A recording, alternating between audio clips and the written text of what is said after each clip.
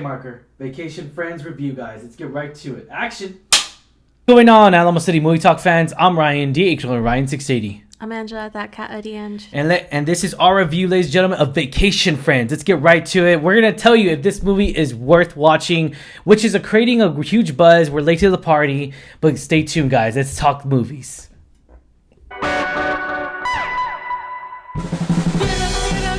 Once again, everybody, how's everyone doing? As always, I'm your host, Ryan D. Ryan 680. I'm Angela, that cat at the end. And this is Alamo City Movie Talk for movie fans, guys who bring the movie world right into your ears, devices. Thank you for making us a part of your day. Let's get right to it. So we're a little late to the party once again.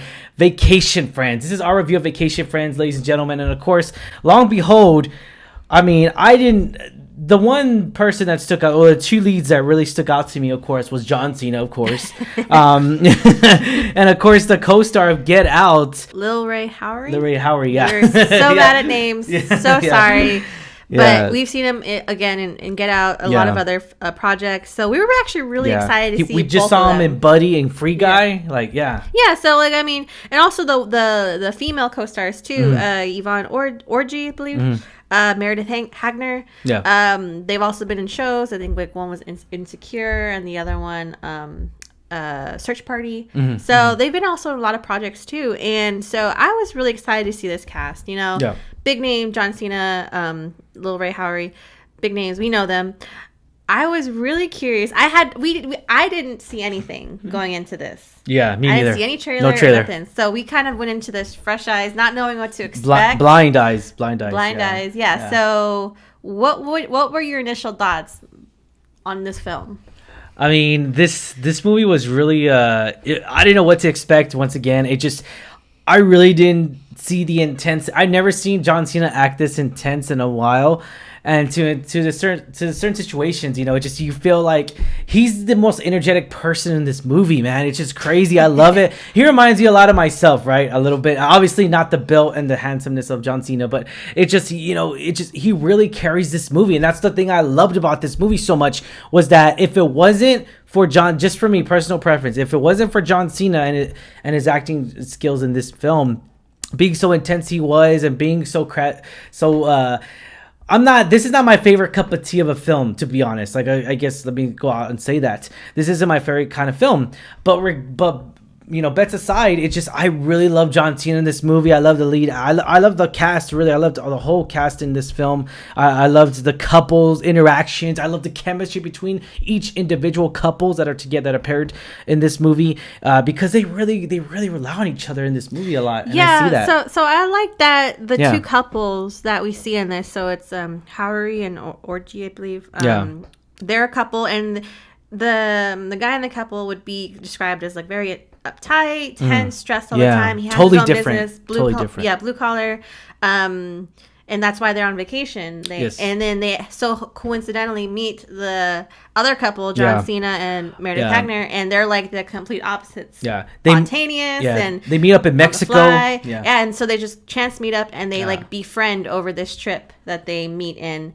And then it goes from there, and it just craziness ensues, and it's so funny to see how this story unfolds. It unfolds because it's very well. So crazy. Yeah, and let's be honest here. This movie had its problems. It really did, because it feels misdirected.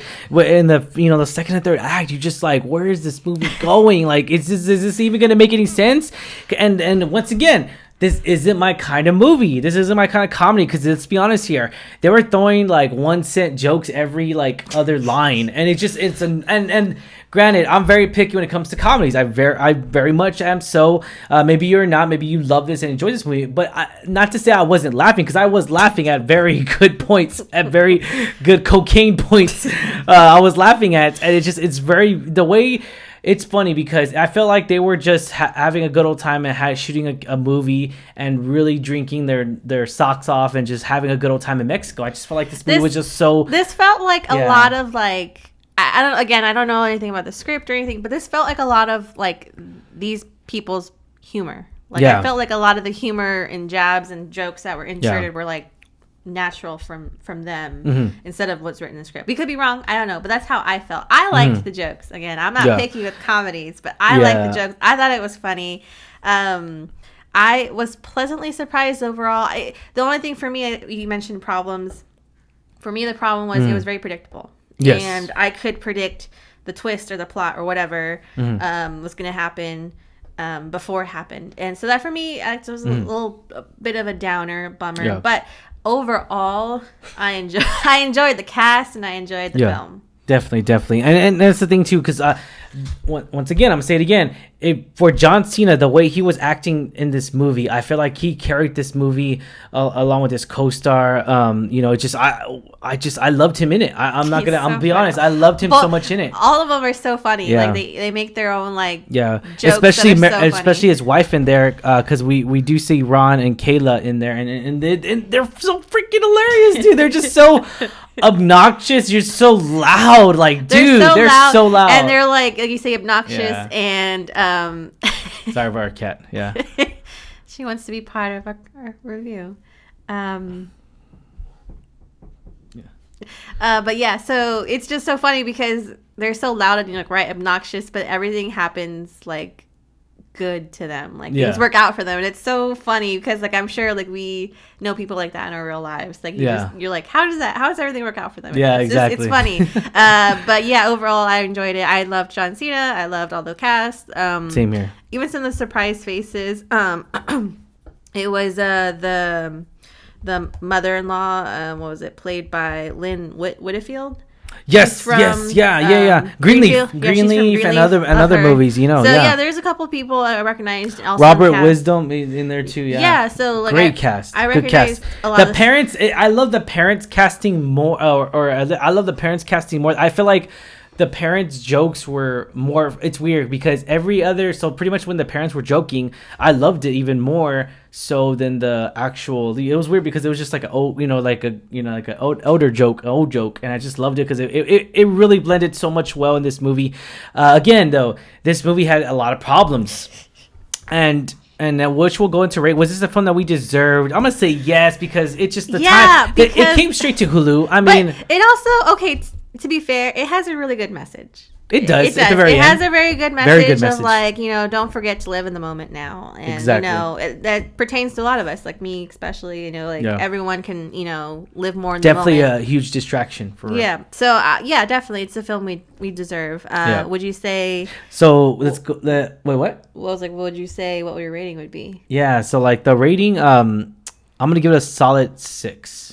I will agree with you on that. I give it a 6 because I enjoyed the cast. Yeah. Again, it was a little predictable in my opinion for a comedy, but I enjoyed the jokes and the story was pretty good. I mean, I liked it, so it was a solid 6 for me. Yeah, above average. I feel like it could have gone a little bit better as far as comedy wise. It's just once again though, I loved it. I had fun with it, and I know we can critique this movie as much as we want, but in the bottom line, ladies and gentlemen, the bottom line. We had fun. We had a blast. We were laughing. That's the point of this movie. Is this a film that was made us laugh?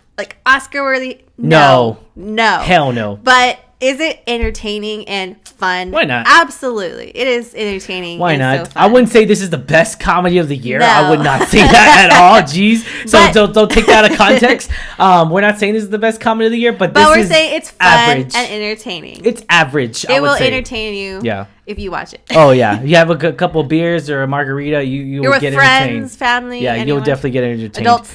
Yeah, Alamo City Movie Talk does recommend this movie, guys. Remember, drink a cocktail, have a beer, whatever you like, guys. But be sure to drink for this movie because this movie's a drinking movie. Definitely, it is. It feels like it so much, or mojitos, yeah.